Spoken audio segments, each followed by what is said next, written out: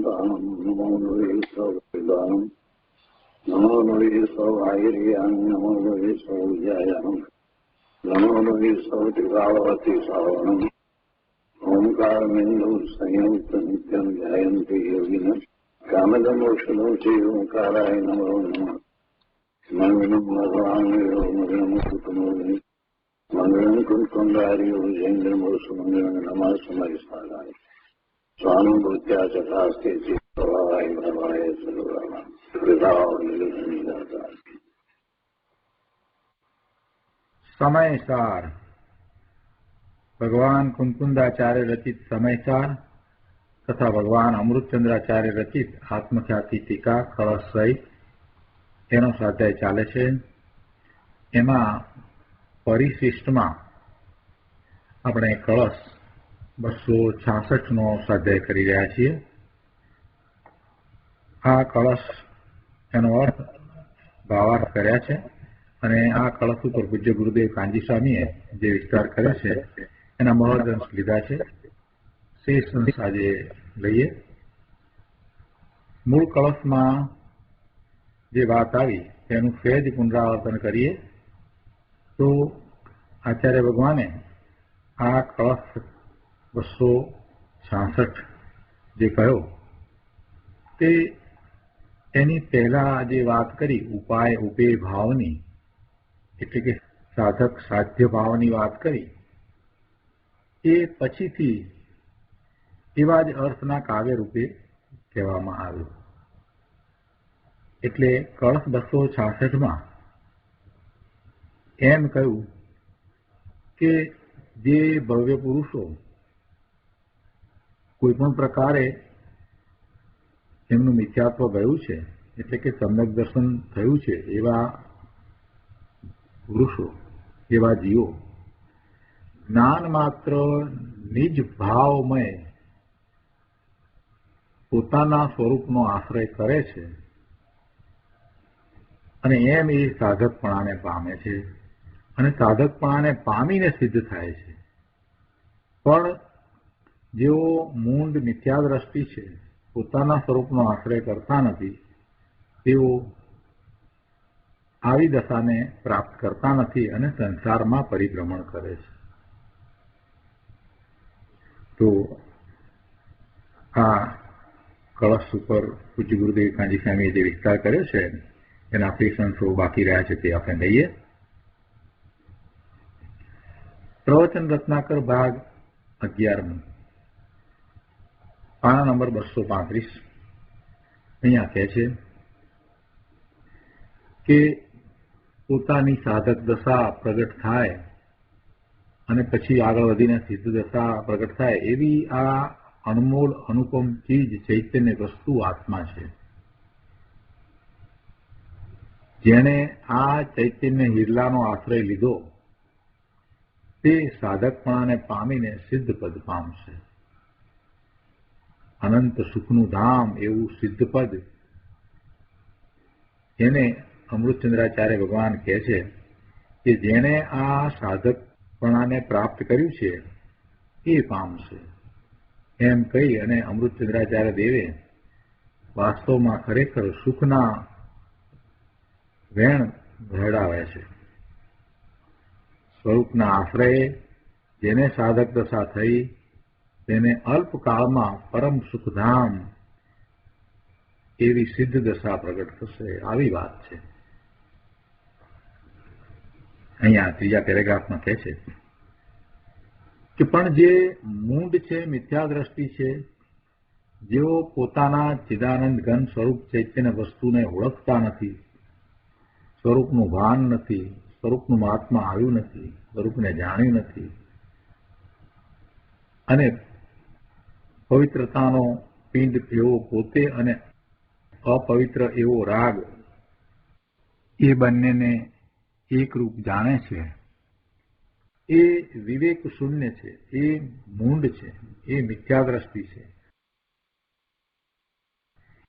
પોતે તો પવિત્ર છે પણ એને જાણતા નથી અને અપવિત્ર એવો રાગ એ શુભ કે અશુભ ભાવ અહીં શુભની પ્રધાનતાથી વાત છે એટલે એ બંનેને એકમેક જાણે છે. પોતે પવિત્રતાનો પિંડ એ પોતે, અને આ અપવિત્ર એવો રાગ, શુભાશુભ ભાવ જે છે એમાં અશુભની વાત જવા દઈએ તો શુભની પ્રધાનતાથી વાત કરીએ તો પણ એ શુભ ભાવને અને પોતાનું સ્વરૂપ જે શુદ્ધ ભાવ, એટલે શુદ્ધ ભાવ અને શુભ ભાવને બંનેને એકમેક જાણે છે. પોતે પવિત્રતાનો પિંડ છે, પોતે ભગવાન આત્મા છે, ચિદાનંદ ઘન વસ્તુ છે, એને અને રાગને એકમેક જાણે છે, એકમેક માને છે. એ વિવેક શૂન્ય છે, એ મૂંડ છે, એ મિથ્યાદ્રષ્ટિ છે, અજ્ઞાની છે, મોહી છે. અને એમાંય પોતાના સ્વરૂપને તો બિલકુલ જાણી નથી. એને તો એમ છે કે રાગથી મને લાભ થશે અને આ વ્યવહાર કરતા કરતા આ ધર્મ પ્રગટ થઈ જશે. વ્યવહાર કરતા કરતા નિશ્ચય ધર્મ પ્રગટ થશે એમ માને છે. એવા જે મૂંડ છે, મિથ્યાદ્રષ્ટિ છે, એવા જીવો તો આ સાધક ભાવને પ્રાપ્ત કરતા નથી. તેથી એ તો ભવના ભ્રમણ કરશે. આવા મિથ્યાદ્રષ્ટિ જીવો ગુરુદેવ કહે છે કે આ ભૂમિકાને અર્થાત સમ્યક દર્શન આદિ ભાવને સાધકપણાને પ્રાપ્ત કરતા નથી. જેઓ શુભના વિકલ્પમાં રોકાયેલા છે તેઓ સાધકપણાની ભૂમિકાને પ્રાપ્ત કરી શકતા નથી, અને નથી કરી શકતા તો પછી ભવના ભ્રમણ કરશે. કોઈએ પ્રશ્ન કર્યો કે એવા વ્રત, તપ, ભક્તિ, પૂજા, દયાદાન ઇત્યાદિ ભગવાને કહેલા સાધન તો કરે છે ને, તો પછી એ મુક્તિને નહીં લે, એ મુક્તિને નહીં પ્રાપ્ત કરે? ગુરુદેવ ઉત્તર આપે છે કે એ તો બધા ઉપચારથી સાધન કયા છે, એ સાધન નથી. એને પરમાર્થે સાધન કહેવાય નહીં. એમની એ ભૂલ છે કે એને એ પરમાર્થ સાધન માને છે. જે ઉપચાર સાધન કહ્યું એને પરમાર્થ સાધન માને છે, એ જ મોટી ભૂલ છે. વ્રત આદિ કંઈ વાસ્તવિક સાધન નથી, પરમાર્થે એ સાધન નથી. તેથી રાગમાં જ રોકાયેલા તેઓ બહારમાં જાય તો નગ્ન દિગંબર સાધુ થાય, જંગલમાં રહે તો પણ પંચ મહાવ્રત આદિ આવતા હોય તોય એ સાધકપણાને પામતા નથી, તો મૂંડ છે. એટલે કે સમ્યક દર્શન પ્રગટ કરતા નથી અને શુભ ભાવમાં જ રાખી રહ્યા છે, તો એ મૂંડ છે. ગુરુદેવ તો કહે છે કે 11 અંગ અને 9 પૂર્વની લબ્ધિ પ્રગટ થઈ હોય તોય શું, એવું શાસ્ત્રનું જ્ઞાન હોય તો પણ શું, જ્યાં સુધી એ પોતે જ્ઞાન ભાવે પરિણમતો નથી, સમ્યક દર્શન પ્રગટ કરતો નથી, ત્યાં સુધી એવું દ્રવ્યશ્રુતનું અગાધ જ્ઞાન છે તે કાંઈ કાર્યકારી થતું નથી. એટલે કહે છે કે તોય શું, 11 અંગ અને 9 પૂર્વની લબ્ધિ પ્રગતિ હોય તોય શું, તોય તેઓ અજ્ઞાની છે. અજ્ઞાની કઈ રીતે અજ્ઞાની છે કે પોતાના સ્વરૂપનું જ્ઞાન નથી. જે સ્વરૂપ પોતાના અનંત ગુણના કારણે જ રહ્યું છે, ત્રિકાળ એવું ને એવું રહ્યું છે, એવા પોતાના સ્વરૂપને એ જાણતા નથી. પોતાનો જ્ઞાન સ્વભાવ છે એને જાણતા નથી, એનું જ્ઞાન કરતા નથી, માટે એ અપેક્ષાથી અજ્ઞાની છે. બાહ્યમાં જે આ દ્રવ્યશ્રુતનો અભ્યાસ કર્યો એટલે જ્ઞાની થઈ ગયા એમ નહીં. સ્વરૂપનું જ્ઞાન કરે, પોતાના સ્વરૂપનો અનુભવ કરે તો જ્ઞાની થાય. અંદરમાં જ્ઞાન ગુણ પડ્યો છે, એનું પરિણમન થઈ રહ્યું છે. એવી રીતે અનંત ગુણ છે તો અનંત ગુણનું પરિણમન થયું એવું છે, અને એને અનુભવવા વાળું આ જ્ઞાન છે. એવા જ્ઞાનની પર્યાયમાં એને એનો અનુભવ થાય છે. તો એ અનુભવ નથી ત્યાં સુધી એને ભલે ને 11 અંગ અને 9 પૂર્વના જ્ઞાનની લબ્ધિ હોય તોય શું. રાગની એકતાની આડમાં તેમને આત્મજ્ઞાન થયું નથી. શુભ ભાવને મહત્વ આપતા એમને આત્મજ્ઞાન થયું નથી. જે રાગના પુણ્યના પ્રેમમાં ફસ્યો છે તે વ્યભિચારી છે, મૂંડ છે. આવા મૂંડ જીવો રાગ વિનાની સાધકની ભૂમિકાને પામતા નથી. તેઓ સંસારમાં જ પરિભ્રમણ કર્યા કરે છે. મોટો સંસાર સમુદ્ર પડ્યો છે. કદી ઊંચે સ્વર્ગમાં અવતરે એટલે કે દેવલોકમાં જાય, અને કદી હેઠે નર્કમાં જાય. પારાવાર દુઃખને ભોગવે છે, પણ પોતે એવા સાધકપણાને પામતા નથી અને દુઃખી રહે છે. જે એવો પુરુષાર્થ કરે છે, સ્વનો પુરુષાર્થ કરે છે, સ્વની સન્મુખતા કરે છે અને સાધક થાય છે, એ જ સિદ્ધ દશાને પ્રગટ કરે છે. અહીંયા ભારત ઉપરના પ્રવચનમાં ગુરુદેવ કહે છે,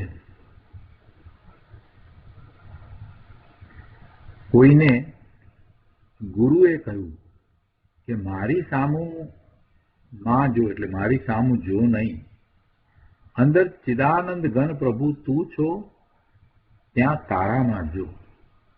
ગુરુએ કોઈકને એમ કહ્યું કે ભાઈ તું મારી સામું નહીં જો, તારી અંદરમાં ચિદાનંદ ઘન પ્રભુ તું છો, ત્યાં તારામાં જો. ત્યાં જા અને ત્યાં જ રમી જા, ત્યાં જ ઠરી જા. અને તેણે એમ કર્યું તો સંકિત સહિત તેને સાધકપણું થયું. તથા કોઈ સ્વયં અંદર જાગૃત થઈ અંતઃપુરુષાર્થ કરી સાધક થયો. એટલે એક વાત તો એ કહી કે ગુરુના નિમિત્તે એ સાધક થયો, અથવા તો એ પોતે સ્વયં જાગૃત થઈ અંતઃપુરુષાર્થ કરીને સાધક થયો. આમ સંકિત યુક્ત સાધકપણાને પામીને જીવો સિદ્ધ દશાને પામે છે. આવો જે સાધક થયો છે તે જ સિદ્ધ દશાને પ્રાપ્ત કરે છે. બંને દશા તો પોતાની જ છે. સાધક દશા વખતે પણ એ જ આત્મા છે, સિદ્ધ દશા વખતે પણ એ જ આત્મા છે. પણ સંસાર દશામાં રખડતો જીવ જ્યારે એવો પુરુષાર્થ કરીને સાધક દશા પ્રગટ કરે છે તો ત્યાંથી મોક્ષ માર્ગની શરૂઆત છે અને એ સિદ્ધ દશામાં પરિણમે છે. એટલે સિદ્ધ દશા રૂપે એ થઈ જાય છે. સંસાર દશા તો અનાદિની છે, એ પર્યાય તો અનાદિની છે. સંસાર દશામાં તો એ અનાદિથી છે, ચાર ગતિના ભ્રમણ કરે છે, એ દશામાં તો છે. પણ હવે જો એને પોતાના સ્વરૂપનું મહાત્મા આવ્યું છે અને સ્વરૂપ સન્મુખ થઈ અને સમ્યક દર્શન, સમ્યક જ્ઞાન, સમ્યક ચારિત્ર્યના નિર્મળ પરિણામ કરે છે તો એ સાધક દશાને પ્રાપ્ત થાય છે. અને એમ જ એ સાધક દશાને પ્રાપ્ત થતો એવો ને એવો પુરુષાર્થ ઉગ્રપણે કરતો સિદ્ધ દશાને પ્રગટ કરે છે. એટલે એ પોતે જ સિદ્ધપણે પરિણમી જાય છે. પરંતુ જેઓ શુભાશુભ ક્રિયામાં જ લીન થઈ રોકાયા છે તેઓ આત્મવસ્તુને પામતા નથી, સંસારમાં રખડ્યા કરે છે. આવી વાત છે. તો આ રીતે કળશ 266 અહીંયા પૂરો થાય છે. હવે આગળ આવી ભૂમિકાની વાત કરી તો આવી ભૂમિકાનો આશ્રય કરનાર જીવ કેવો હોય તે હવે કળશ 267 આચાર્ય ભગવાન આપણને કહે છે. તો કળશ 267 આપણે લઈએ. ત્યાતવાદ કૌશલ સુનિશ્ચલ સંયમ્યાભ્યામ યો ભાવેત્ય હરઃ સ્વમીહોપયુક્ત જ્ઞાન ક્રિયાનય પરસ્પર તીવ્ર મૈત્રી પાત્રીકૃત રયતિ ભૂમિમિન એક. કળશ 267 અર્થમાં અહીંયા કહે છે કે જે પુરુષ એટલે જે પુરુષ સ્યાદવાદ કૌશલ સુનિશ્ચલ સંયમાભ્યામ એટલે સ્યાદવાદમાં પ્રવીણતા તથા સુનિશ્ચલ સંયમ એ બંને વડે, સ્યાદવાદમાં પ્રવીણતા તથા સુનિશ્ચળ સંયમ એ બંને વડે, એટલે કે રાગાદિક અશુદ્ધ પરિણતિના ત્યાગરૂપ જે સંયમ છે તે એક તો સ્યાદવાદમાં પ્રવીણતા અને બીજું કે રાગાદિક અશુદ્ધ પરિણતિના ત્યાગરૂપ જે સંયમ એને સુનિશ્ચળ સંયમ કહેવું. તો એવા સુનિશ્ચળ સંયમ અને ત્યાગવાદ એ બંને વડે ઇહ ઉપયુક્ત અહ સ્વમ ભાવયતી, એ બંને વડે પોતામાં ઉપયુક્ત રહેતો થકો, એટલે કે પોતાના જ્ઞાન સ્વરૂપ આત્મામાં ઉપયોગને જોડતો થકો, પ્રતિદિન પોતાને ભાવે છે, નિરંતર પોતાના આત્માની ભાવના કરે છે. સ એક, તે એક જ એટલે એ જ પુરુષ જ્ઞાન ક્રિયા નય પરસ્પર તીવ્ર મૈત્રી પાત્રીકૃત ઇમામ ભૂમિ રહેતી. તે જ એક પુરુષ જ્ઞાનનય અને ક્રિયાનયની પરસ્પર તીવ્ર મૈત્રીના પાત્રરૂપ થયેલો આ જ્ઞાન માત્ર નિજ ભાવમય ભૂમિકાનો આશ્રય કરે છે. જો શરૂઆતમાં જ કહી દીધું કે આ ભૂમિકાનો આશ્રય કરનાર જીવ કેવો હોય, તો આ જીવ કેવો હોય એની વાત કળશમાં આચાર્ય ભગવાને કરી. એને શું છે? ત્યાગવાદમાં પ્રવીણતા અને સુનિશ્ચળ સંયમ, અને એ બંને વડે એ ઉપયુક્ત છે. એટલે એ બંને સહિત પોતાના જ્ઞાન સ્વરૂપ આત્મામાં ઉપયોગને એ જોડતો થકો હંમેશા નિરંતર પોતાના આત્માની ભાવના કરે છે. અને એ જ જ્ઞાનમય અને ક્રિયાનયની પરસ્પર તીવ્ર મૈત્રીના પાત્ર રૂપ થયો છે.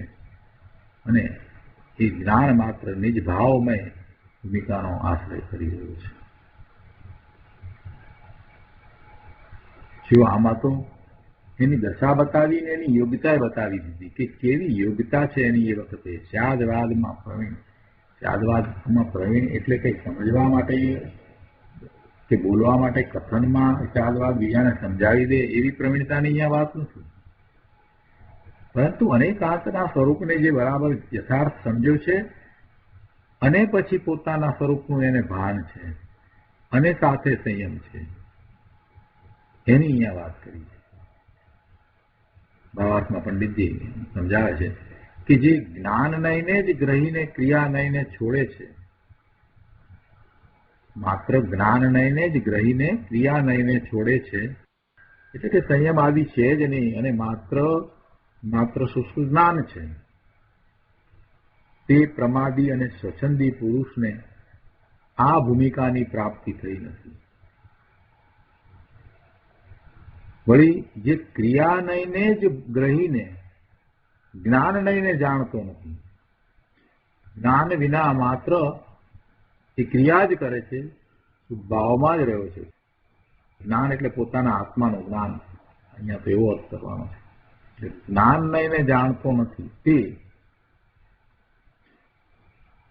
વ્રત સમિતિ ગુપ્તિરૂપ શુભ કર્મથી સંતુષ્ટ પુરુષ પણ આ નિષ્કર્મ ભૂમિકાની પ્રાપ્તિ કરી શકતો નથી. પરંતુ જે પુરુષ અનેકાંતમય આત્માને જાણે છે, અનુભવે છે તથા સુનિશ્ચળ સંયમમાં વર્તે છે, જે પુરુષ અનેકાંતમય આત્માને જાણે છે, અનુભવે છે તથા સુનિશ્ચળ સંયમમાં વર્તે છે. સુનિશ્ચળ સંયમ કેવો કયો અહીંયા? કે રાગાદિક અશુદ્ધ પરિણતિના ત્યાગ રૂપ છે એ શુદ્ધ સુનિશ્ચળ સંયમ છે. સુનિશ્ચળ સંયમ એટલે અશુદ્ધ પરિણતિનો જેમાં ત્યાગ થયો છે એવો સંયમ. હવે અશુદ્ધ પરિણતિ તો રાગાદી રૂપ હોય છે. અશુદ્ધ પરિણતિ એટલે શું?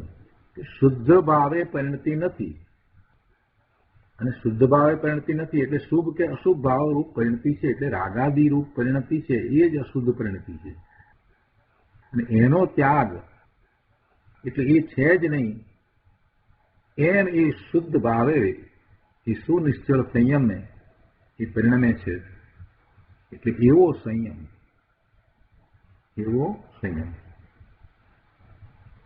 તો અહીંયા પંડિતજી કહે છે કે જે પુરુષ અનેકાંતમય આત્માને જાણે છે, અનુભવે છે તથા સુનિશ્ચળ સંયમમાં વર્તે છે, એટલે કે રાગાદિક અશુદ્ધ પરિણતિનો ત્યાગ કરે છે, એ રીતે જેણે જ્ઞાનમય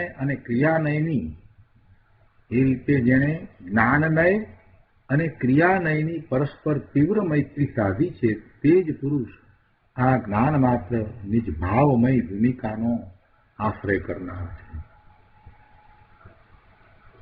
હું ભગવાન આત્મા જ્ઞાન માત્ર છું, તો એવી જ્ઞાન માત્ર ભૂમિકાનો આશ્રય કરનાર કોણ છે?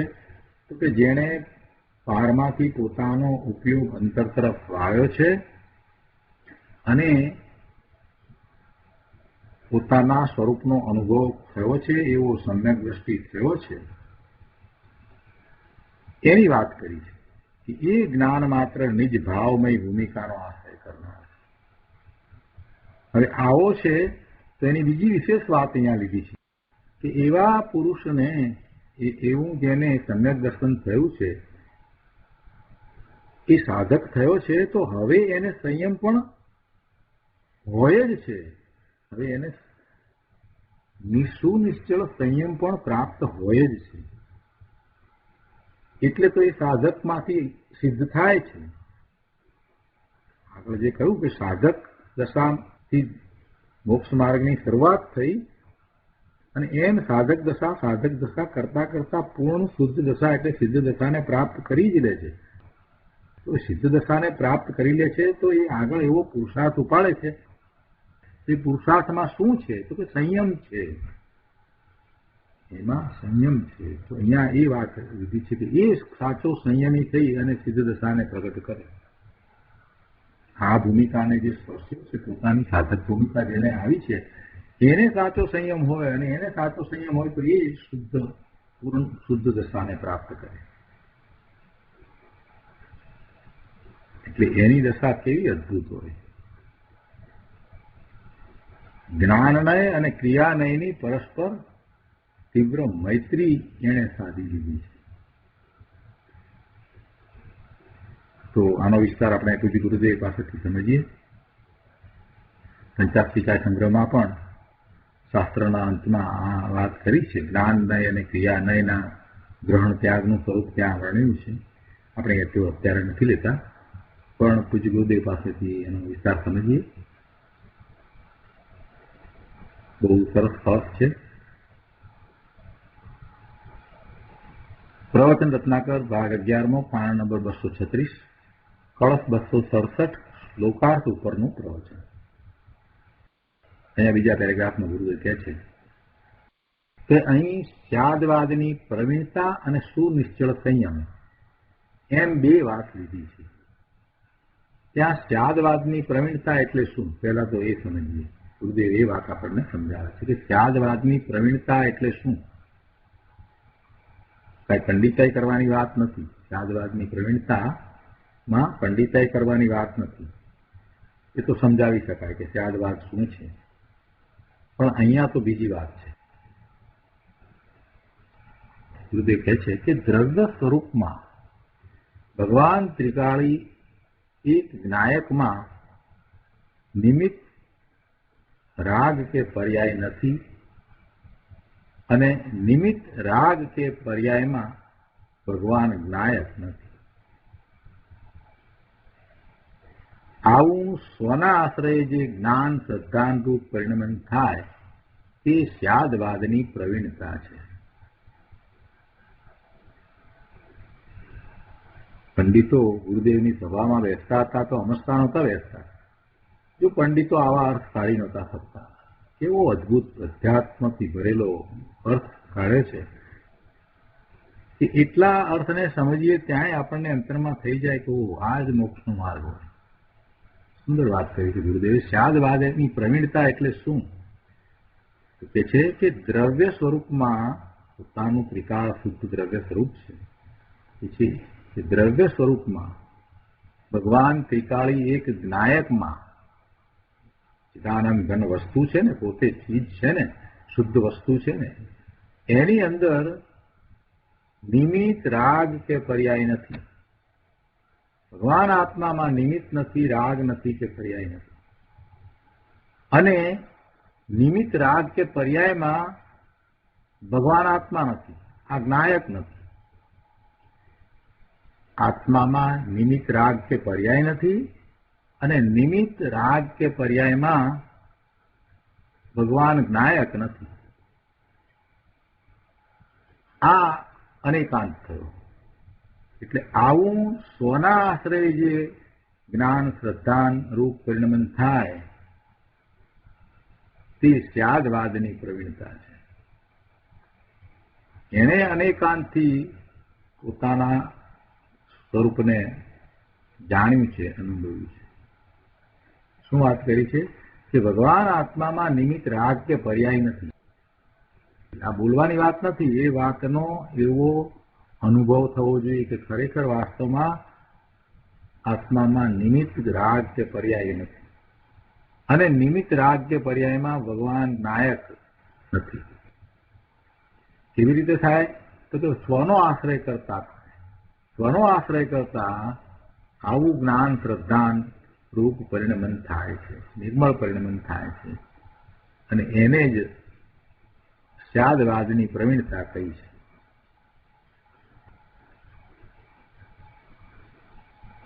બીજી રીતે કહીએ તો શુદ્ધમાં રાગાદિ નહીં, શુદ્ધ પોતાનું શુદ્ધ સ્વરૂપ છે તો એવા શુદ્ધમાં રાગાદિ નહીં, કોઈ મલિનતા નહીં, કોઈ વિભાવ નહીં.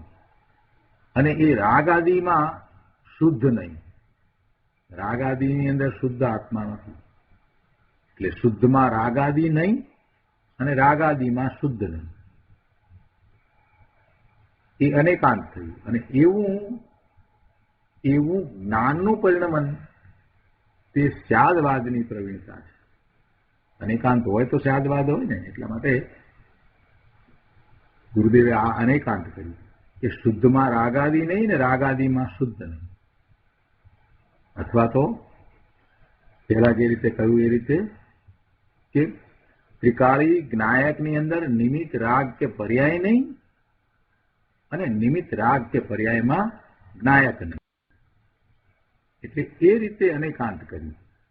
અને એવું અનેકાંત માત્ર વિકલ્પમાં જાણ્યું એમ નહીં, પણ સ્વના આશ્રય એવું જ્ઞાન શ્રદ્ધાનરૂપ પરિણમન પણ થયું. તો ત્યારે એ સ્યાદવાદની સિદ્ધિ થઈ. એમાં એ સ્યાદવાદની પ્રવીણતા છે. બહુ સરસ વાત મૂકી છે. તથા જેમાં અશુદ્ધ પરિણતિનો ત્યાગ વર્તે છે એવી સ્વ સ્વરૂપની રમણતા, સ્થિરતા, નિશ્ચલતા તે સંયમ છે. બે વાત લીધી છે ને, સ્યાદવાદની પ્રવીણતા અને સંયમ. કેવો સંયમ લીધો છે? નિશ્ચલ. તો કે છે કે જેમાં અશુદ્ધ પરિણતિનો ત્યાગ વર્તે છે એવી સ્વ સ્વરૂપની રમણતા, સ્થિરતા, નિશ્ચલતા તે સંયમ. એ બે વસ્તુની વાત કરી છે. અહીંયા કહે છે કે સ્યાદવાદની પ્રવીણતા અને સુનિશ્ચળ સંયમ એ બે વડે જે પુરુષ પોતામાં ઉપયુક્ત રહેતો થકો, એમ પોતાના ઉપયોગને સ્થિર કરીને રહ્યો છે એવો.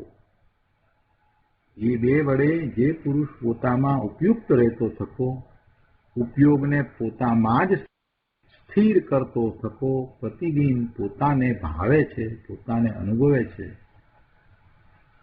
તે આ ભૂમિકાને અર્થાત સાધકપણાને પામે છે. આવી વાત છે.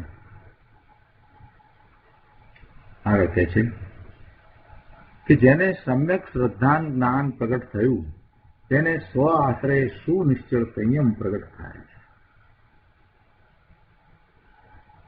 સંયમ કેવી રીતે પ્રગટ થાય છે?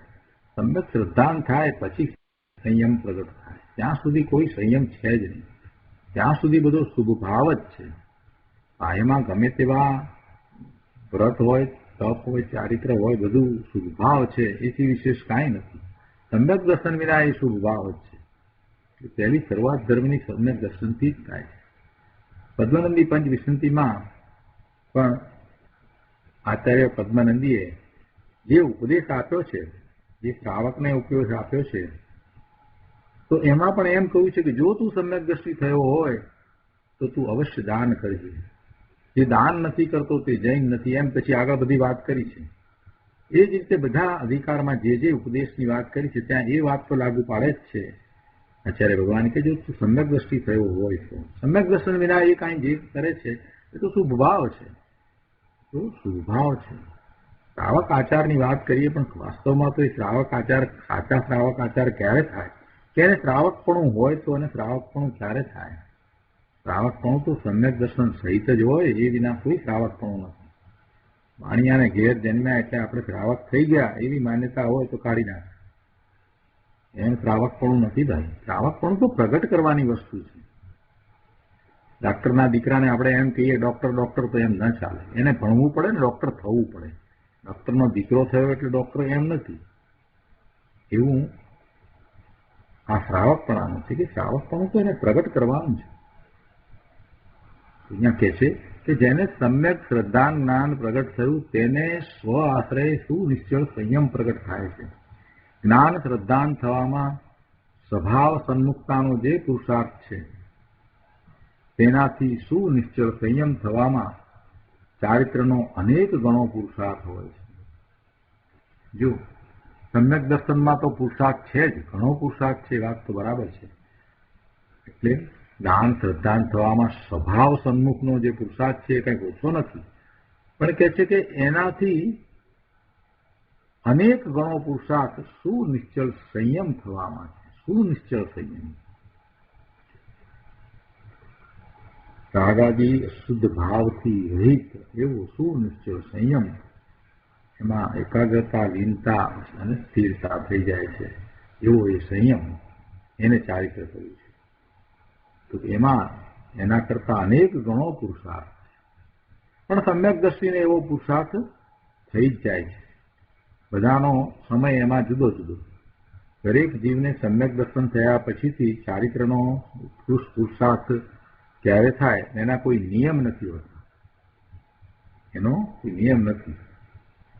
જેને સમ્યક દર્શન થયું છે એને એવો ઉત્કૃષ્ટ પુરુષાર્થ થાય જ છે, થયા વિના રહેતો નથી. અને એ પૂર્ણ દશાને પ્રગટ કરે જ છે. તેથી એવું ચારિત્ર જ્યારે પ્રગટ થાય ત્યારે સિદ્ધ દશા પ્રગટ થાય છે. એટલે એ ચારિત્રની તો શું વાત કરવી. એમાં તો અનેક ગણો પુરુષાર્થ છે. સમ્યક દર્શનના પુરુષાર્થથી અનેક ગણો પુરુષાર્થ ચારિત્રનો પુરુષાર્થ છે. કેમ કે એ તો અંતરંગ ચારિત્રની વાત છે. બાહ્યમાં ચારિત્ર લીધું એ ચારિત્રની વાત નથી. બાહ્યમાં તો બરાબર છે, એનું શુદ્ધ ચારિત્ર હોય, પણ અંતરમાં જે એવું ચારિત્ર પ્રગટ કરે છે એટલે સાતમા ગુણસ્થાનની દશા છે એ જ અદભુત દશા છે. ને એમાં સાતમા ગુણસ્થાનથી જયારે એ શ્રેણી ચડે, સાતમા ગુણસ્થાનના બીજા ભાગમાં એ શ્રેણી ચડે છે તો ઘણો ઉગ્ર પુરુષાર્થ છે. એની તો શું વાત કરવી. તો સમ્યક દર્શનના પુરુષાર્થ કરતા અનેક ગણો વિશેષ પુરુષાર્થ છે. એ ચારિત્ર છે. અને એવું ચારિત્ર થાય છે ત્યારે એ શ્રેણી ચડે છે. અને તો પછી આગળ વધી અને કેવળ જ્ઞાન પ્રગટ કરે છે. ચારિત્ર તો શું ચીજ છે? ચારિત્ર એટલે શું? જે ચૈતન્ય સ્વરૂપ જ્ઞાનમાં પ્રતિભાસ્યું અને શ્રદ્ધામાં આવ્યું તેમાં વિશેષપણે ચરવું, રમવું, ઠરવું, જમવું તેનું નામ ચારિત્ર છે. જે ચૈતન્ય સ્વરૂપ પોતાને જ્ઞાનમાં પ્રતિભાસ્યું, શ્રદ્ધામાં આવ્યું, એ સ્વરૂપને વિશે જ લીનતા, રમણતા, સ્થિરતા કરવી એનું નામ ચારિત્ર છે. જેમાં પ્રચુર આનંદના ભોજન થાય છે, પ્રચુર આનંદની દશા હોય છે. એટલે સંવેદન પોતાને એનું જ છે, આનંદનું સંવેદન છે, અલૌકિક આનંદનું સંવેદન છે. એવી સ્વાનુભવની સુનિશ્ચલ દશા તેને ચારિત્ર કહે છે. અશુદ્ધતાનો ત્યાગ થઈ શુદ્ધ રત્નત્રય પરિણતિનું પ્રગટ થવું એનું નામ સંયમ અર્થાત ચારિત્ર છે. કોઈએ પ્રશ્ન કર્યો કે 6 કાયની દયા પાળવી તેને સંયમ કહે છે ને? તે કહે છે કે હા, 6 કાયની દયા પાળવી તેને સંયમ કહેલ છે, પણ એ તો ભેદરૂપ સંયમ છે. વાસ્તવમાં તે શુભ રાગ અને ધર્મી પુરુષની ધર્મ પરિણતિનો સહચર જાણી તેને ઉપચારથી સંયમ થયેલો છે. એ શુદ્ધ ભાવ છે, પણ એ સહચર જાણીને ને ઉપચારથી સંયમ થયો છે. વાસ્તવમાં તો એ શુદ્ધ ભાવ જ છે, એ સંયમ નહીં. સંયમ તો અંતરંગ દશા છે. આગળ 237માં પાના પર બીજા પેરેગ્રાફમાં કહે છે. કેટલાક લોકો તો વળી એમ કહે છે કે આચાર્ય કુંકુમદેવ ની વાત કરે છે કે એમને પણ બાહ્યમાં ચારિત્ર હતું ને? શું કહે છે કે આચાર્ય કુંકુંદાચાર્યને પણ આ પ્રકારે બાહ્યમાં ચારિત્ર હતું ને? એ પણ અહિંસા આદિ મહાવ્રત પાળતા હતા ને? તો અમે કેમ ના પાડીએ? બુદ્ધે સમજાવે છે કે ભાઈ એમની અંતરંગ દશાનો તો તમે વિચાર કરો. એ કઈ માત્ર બાહ્ય ચારિત્ર પાળતા હતા એવી ક્યાં વાત હતી? બાહ્ય ચારિત્ર માત્ર એમની દશા હતી કે અંતરંગ દશા પણ અદભુત હતી? તમને એમની અંતરંગ દશા ક્યાંથી દેખાય? એમની વાત તો અદભુત વાત છે. બાહ્યમાં શુદ્ધ ચારિત્ર 5 મહાવ્રત સહિત હોય, પણ એ કઈ એમની મહત્તા નથી. એમની મહત્તા તો પોતાના અંતરંગ ચારિત્રને કારણે છે. આત્મા ગુણસ્થાનની બધું સ્વસંવેદન સહિતની જે દશા આચાર્ય ભગવાનની જે હતી એની શું વાત થાય? દેખે છે કે અરે ભાઈ, તને આચાર્ય દેવના અંતરના સ્વરૂપની ખબર નથી. મુખ્યપણે તેઓ શુદ્ધ ઉપયોગમાં જ સ્થિતલીન હતા. મુખ્યપણે તેઓ શુદ્ધ ઉપયોગમાં જ સ્થિતલીન હતા. એની ચડી અને કેવળ જ્ઞાન પ્રગટ ન કરી શક્યા. કેમ કે હવે કેવળી ભગવાનના વિરહ પડ્યા. તીર્થંકર ભગવાન હતા નહીં, અને ભગવાન મહાવીર સ્વામી પછીથી આશરે 450 વર્ષ પછીથી એ થયા. તો એવા કાળમાં કુંકુંદાચાર્ય ભગવાન થયા, તે વખતે કેવળીની નિશ્રા પણ હતી નહીં. એટલે એવો જ નૈમિત્તિક સંબંધ કે એમને આ ભાવમાં કેવળ જ્ઞાન નથી થવાનું, એટલે એમને એ નિશ્રા નહીં પ્રાપ્ત થઈ. પણ અહીંયા તો એમ કહેવું છે કે એ પોતે તો આત્માના પ્રચુર સંવેદન સહિત હતા ને શુદ્ધ ઉપયોગમાં જ સ્થિત ને લીન હતા. 12માં તો બહુ ઓછું હતા. 7મા ગુણસ્થાનની અદભુત દશા હતી. અંતર્મુહૂર્તમાં તો પોતાના સ્વરૂપને સ્પર્શ કરી લેતા હતા. અંતર્મુહૂર્ત કરતા ઓછો સમયે જ એ સ્વવિકલ્પ દશામાં રહેતા હતા. અંતર્મુહૂર્તની અંદર તો નિર્વિકલ્પ ધ્યાનમાં પોતાના સ્વરૂપમાં ચાલ્યા જતા હતા, ત્યાં જ લીન રહેતા હતા. આવી અદભુત દશા હતી એમની. કુંકુંદાચાર્ય ભગવાનની વાત કરીએ કઈ એમ થાય છે. નિરંતર શુદ્ધ ઉપયોગની જ તેમને ભાવના હતી. ભાવના હતી એટલે એનો અર્થ અહીંયા ઈચ્છા હતી એમ નહીં, એવા ભાવે હતા, એ ભાવના હતી. નિરંતર શુદ્ધ ઉપયોગની જ તેમને ભાવના. એ નિરંતર હંમેશા એ શુદ્ધ ઉપયોગમાં, એટલે કે બહારમાં આવે છતાંય એમની દ્રષ્ટિ તો ત્યાં જ રહેતી હતી. એ જ ભાવમાં આગળ વધીને પૂર્ણપણે સ્થિર થવાની એમની ઈચ્છા હતી. એમને કઈ વ્રત આદિની અંદર સ્થિરતા એવું હતું નહીં. વ્રત આદિ તો સહજ હતા.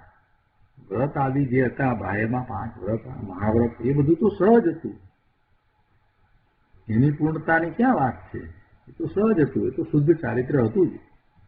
અને એમનો જ આ સંદેશ છે કે પંચ મહાવ્રત આદિનો વિકલ્પ છે તે રાગ છે. જ્યારે અંતરમાં સ્વ સ્વરૂપ સ્થિરતા કરવી તે સંયમ નામ ચારિત્ર છે. પંચ મહાવ્રત આદિનો વિકલ્પ હોય છે ખરો, અને એવું જ બાહ્યમાં ચારિત્ર પણ હોય છે. સાતમા ગુણસ્થાનની દશા હોય અને કંઈ વસ્ત્ર સહિત હોય એવું ના હોય. એ તો નિર્ગ્રંથ મુનિ હોય, એમને તો એક તાણ હોય, પરિગ્રહ ન હોય. એમને દિગંબર મુનિ હોય, એમને કોઈ પરિગ્રહ કેવો અંતરંગ અને બાહ્ય બધા પરિગ્રહનો જેમને ત્યાગ થયો છે એવા એ મુનિ હોય. એટલે પાંચ મહાવ્રત આદિનો વિકલ્પ હોય છે ખરો, પણ એને કઈ સંયમ કર્યો છે એમ નથી. એ તો સાતમા ગુણસ્થાનની જે અદભુત દશા છે એ સંયમની વાત ચાલે છે. એ સાચો સંયમ છે. અને એવો સંયમ હોય ત્યારે બાહ્યમાં એવું જ ચારિત્ર હોય છે, શુદ્ધ ચારિત્ર હોય છે. એ પણ હોય જ છે ખરેખર. એટલે કે નિશ્ચયથી તો એ જે બાહ્ય જે વિકલ્પ જે છે એ તો છોડવા જેવો છે. એને કઈ સંયમ કહેતા જ નથી. વિકલ્પ જે છે એને તો સંયમ પણ થયો નથી. એ તો અચારિત્ર છે. જો એવી અંતરંગ દશા નથી અને માત્ર જે છે એ તો ચારિત્ર જ નથી, એ અચારિત્ર છે. સમ્યક દર્શન નથી અને એવું બાહ્યમાં સંયમ વર્તતો હોય તો એને કઈ ચારિત્ર કહ્યું નથી કે સંયમ કહ્યો નથી. આવી વાત આખરી લાગે, પણ ભાઈ વાત તો એમ જ છે. સમ્યક દર્શન વિના જે ચારિત્ર છે એ માત્ર શુભભાવ છે, એ પુણ્યબંધનું કારણ છે. એને લીધેથી ભવના ભ્રમણ થાય, દેવલોકની ગતિ થાય. પણ ત્યાંથી એ સમ્યક દર્શન વિના એ મિથ્યા દ્રષ્ટિ દેવ પાછો એ ભવના ભ્રમણમાં, તિરીંચમાં, મનુષ્યમાં એમ ભમ્યા કરશે. અહીંયા કહે છે કે ધર્માત્મા સંયમી મુનિ નિરંતર પોતાના શુદ્ધ સ્વરૂપને ભાવે છે. આત્મ અવલોકનમાં આવે છે કે મુનિઓ વારંવાર વિતરાગતાનો ઉપદેશ આપે છે. શુદ્ધ સ્વરૂપમાં રમણતા કર એવો જ ઉપદેશ તેઓ આપે છે. રાગ કરવાની તો વાત જ નથી ભાઈ. વ્રત આદિનો શુદ્ધભાવ હોય, રાગ હોય છે, એ જુદી વાત છે. અને રાગને કરવો એ જુદી વાત છે. શુભભાવ હોય પણ તું શુભભાવ કર એવો ઉપદેશ નથી હોતો. એ તો સહજ છે. પોતે શુદ્ધ ભાવમાં નથી તો બહારમાં આવે ત્યારે શુભ ભાવમાં જ હોય. એટલે એવું કહેવાની જરૂર નથી કે ભાઈ તું શુભ ભાવમાં રહેજે. તું શુદ્ધનો પુરુષાર્થ કર, તારી દ્રષ્ટિ સ્વરૂપ તરફ જ રહેવી જોઈએ.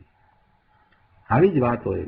એ તો શુદ્ધ સ્વરૂપમાં રમણતા કરવાનો જ ઉપદેશ આપે. શુભભાવનો ઉપદેશ તો હોતો જ નથી. હૃદય કહે છે કે અરે જે ભાવે તીર્થંકર નામ કર્મ બંધાય તે ભાવની પણ મુનિવરોને ભાવના હોતી નથી. ધર્મી આશ્રવને ઈચ્છે, આશ્રવને ધર્મી ભાવે, આશ્રવને ધર્મી ઈચ્છે. આ તો આશ્રવ છે. શુદ્ધ ભાવ છે તો આશ્રવ છે, બંધનું કારણ છે. અને કદી ન ભાવે. સમજાયું છે, લોજિકથી સમજાયું છે. પછી કહે છે કે આ જ્ઞાન અને ક્રિયા એટલે કે ચારિત્ર એ બંનેની મૈત્રીના પાત્રરૂપ થયેલો તે એક જ જ્ઞાન માત્ર ભૂમિકાને આદરે છે. તે એક જ સાધકપણાને પામે છે. અને બીજા રાગમાં રોકાયેલા છે તેઓ સાધકપણાને પ્રાપ્ત થતા નથી. ભાવાર્થ ઉપરના પ્રવચનમાંથી કેટલાક અંશો લઈએ. અહીંયા કહે છે કે જો જે જ્ઞાનનયને જ ગ્રહી ક્રિયાનયને છોડે છે તે પ્રમાદી અને સ્વચ્છંદી પુરુષને આ ભૂમિકાની પ્રાપ્તિ થઈ નથી. આ વાત તો પંડિતજીએ કરી તો ગુરુદેવ એના ઉપર વિસ્તાર કરતા કહે છે કે જો શું કહ્યું કે એકલું શાસ્ત્રનું જાણપણું કરે પણ અંતરદ્રષ્ટિ પ્રગટ કરી અશુદ્ધતાને ટાળે નહીં તે પ્રમાદી અને સ્વચ્છંદી છે. એવા શુષ્ક જ્ઞાનીને અંતરમાં સાધકપણું પ્રગટતું નથી. શાસ્ત્રનું જાણપણું ખૂબ કરે તેથી ક્ષયક્ષમનો વિકાસ તો થાય, પણ એમાં શું? અંદર પરમ પુનિત શુદ્ધ ભાવમય આત્માને જાણે નહીં અને એકાંતે જ્ઞાનનયને ગ્રહે તે પુરુષ અશુદ્ધતા ટાળીને અંદર જતો નથી. શુદ્ધ ભાવમય આત્માને જાણે નહીં અને માત્ર બાહ્યમાં શાસ્ત્રનું જાણપણું કરે, એથી કોઈ અર્થ થતો નથી. એટલે કે એ અશુદ્ધતાને ટાળી શકતો નથી, સમ્યક દર્શન પ્રગટ કરતો નથી, તો એને પ્રમાદી જ કહ્યો છે. એટલે એવા પ્રમાદી સ્વચ્છંદી એટલા માટે કહ્યો કે એને મંત્રમાં એમ હોય છે કે મને જ્ઞાન છે, મને જાણપણું છે શાસ્ત્રનું, કે મને જ્ઞાન છે, અને એ એમ માની અને પોતાના સ્વરૂપનું લક્ષ્ય કરી અને જે સાચો પુરુષાર્થ કરવો જોઈએ કરતો નથી. એટલે એ અપેક્ષાથી અહીંયા સ્વચ્છંદી કહ્યું છે. એવા પ્રમાદી સ્વચ્છંદી પુરુષને ભૂમિકાની એટલે કે સાધકપણાની દશાની પ્રાપ્તિ થતી નથી. એક વાત. હવે બીજી વાત એ છે કે જે ક્રિયાનયને જ ગ્રહીને જ્ઞાનનયને જાણતો નથી, માત્ર વ્રત સમિતિ ગુપ્તિ રૂપે શુભ કર્મથી સંતુષ્ટ છે, એવો પુરુષ પણ આ નિષ્કર્મ ભૂમિકા પ્રાપ્ત કરતો નથી. એનો વિસ્તાર કરતા ગુરુદેવ કહે છે કે આ દયા, દાન, વ્રત, તપ, સમિતિ, ગુપ્તિ ઇત્યાદિના શુભભાવમાં જેઓ સંતોષાઈ જાય છે, અર્થાત આ શુભભાવથી ધર્મ થાય છે એમ જેવો માને છે, તેઓ જ્ઞાનનયને જાણતા નથી.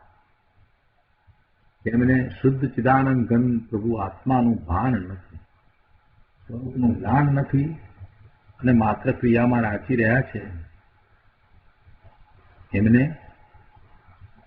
પણ સમ્યક દર્શન, સમ્યક જ્ઞાન, સમ્યક ચારિત્રના પરિણામ થતા નથી.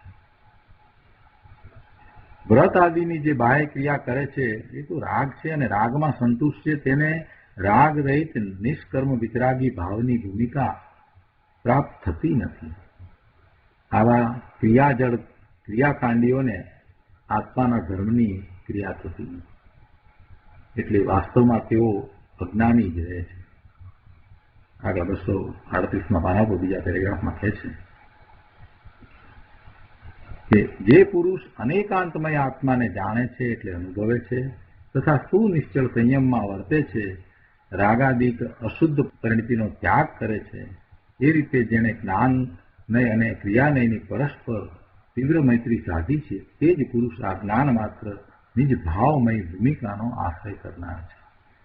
આ વાત જે કહી એનો વિસ્તાર કરતા ગુરુદેવ અહીંયા કહે છે કે જો શું કહ્યું કે જે પુરુષ અનેકાંતમય આત્માને જાણે છે, અર્થાત દ્રવ્ય પર્યાય સ્વરૂપ આત્મ વસ્તુ છે, તેમાં ત્રિકાળી શુદ્ધ દ્રવ્ય છે, તે પર્યાય નથી, અને એક સમયની પર્યાય છે, તે ત્રિકાળી શુદ્ધ દ્રવ્ય નથી. આમ અનેકપણું કહ્યું, આમ અનેકાંત કર્યું.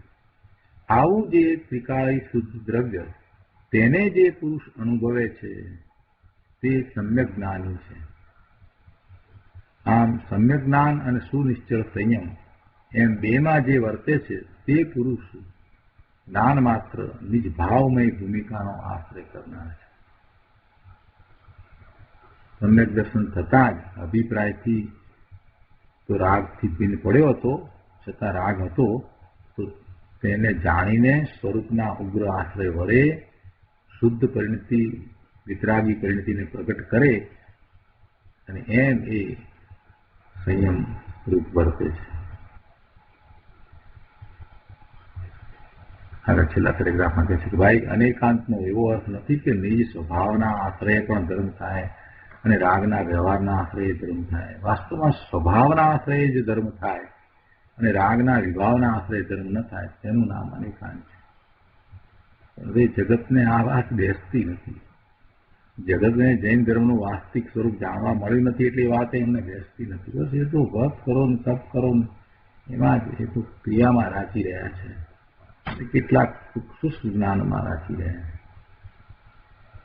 પોતે અંદર જ્ઞાન સ્વરૂપી પરમ પવિત્રતામય પ્રભુ છે, તેમાં અંતર એકાગ્ર થઈ ત્યાં જ ઠરવું એનું નામ ધર્મ છે. પછી સાથે શુભભાવ હોય તો હોય, પણ એ શુભભાવ ધર્મ નથી. આ વાત કરી.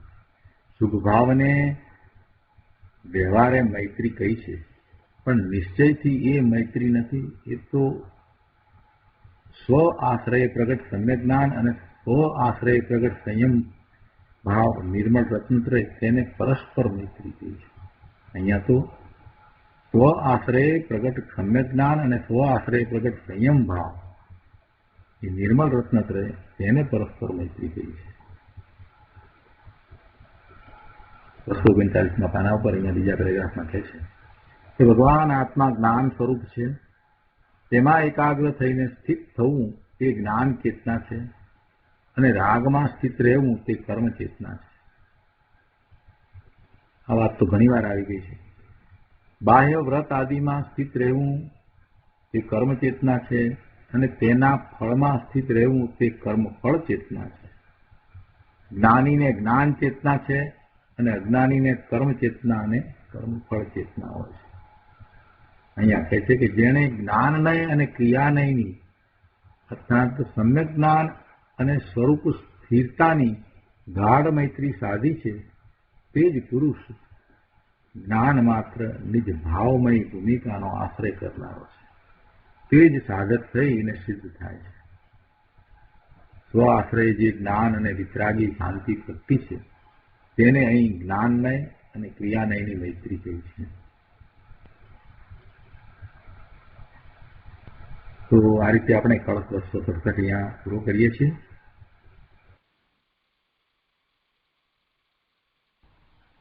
આજનો સ્વાધ્યાય અહીંયા સુધી રાખીએ છીએ.